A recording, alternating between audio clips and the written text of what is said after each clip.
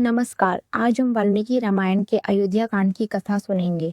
अयोध्या कांड भगवान श्री राम के जीवन का वह भाव है जहां उनका जीवन एक बड़ा मोड़ लेता है। अयोध्या नगरी के राजा दशरथ बहुत वृद्ध हो चुके थे। वे चाहते थे कि अब उनके सबसे प्रिय और गुणवान पुत्र श्री राम अयोध्या के राजा बने।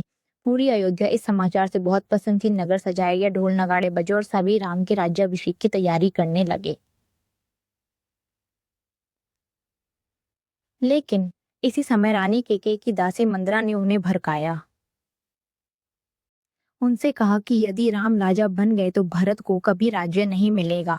मंदरा की बातों में आकर केकई का मन बदल गया। केकई ने राजा दशरथ को याद दिलाया कि उन्होंने कभी उसे 2 वरदान देने का वचन दिया था। केकई ने वही वरदान मांग लिए। पहला वरदान भरत को अयोध्या का राजा बनाया जाए। दूसरा वरदान श्री राम को 14 वर्षों के लिए वनवास दिया जाए।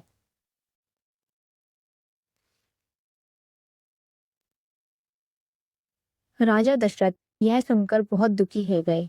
वे अंदर से टूट गए, लेकिन राजा होने के कारण अपने वचन से पीछे नहीं हट सके।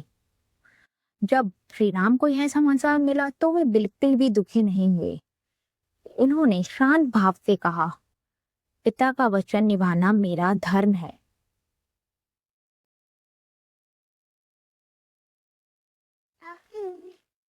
माता कौशल्या बहुत दुखी थी, लेकिन राम ने उन्हें समझाया। राम की पत्नी सीता ने भी साथ जाने की इच्छा प्रकट की। भाई लक्ष्मण ने भी कहा कि वे राम के बिना नहीं रह सकते। इस तरह श्री राम, सीता और लक्ष्मण वनवास जाने के लिए तैयार हो गए। पूरी अयोध्या रो रही थी। लोग अपने प्रिय राम को जाते देखकर दुख से भर गए।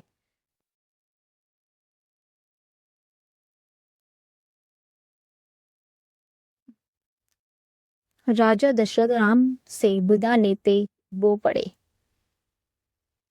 वे अपने पुत्र के वियोग को सहन नहीं कर पाए। राम, सीता और लक्ष्मण वन की ओर निकल पड़े। इसी के साथ अयोध्या कांड का यह भाग समाप्त होता है।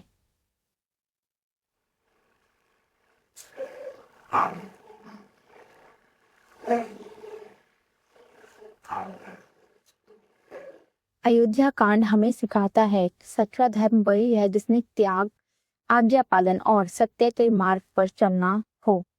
श्री राम ने राजा बनने से अधिक पिता के वचन को निभाना महत्वपूर्ण समझा। धन्यवाद। जय श्री राम।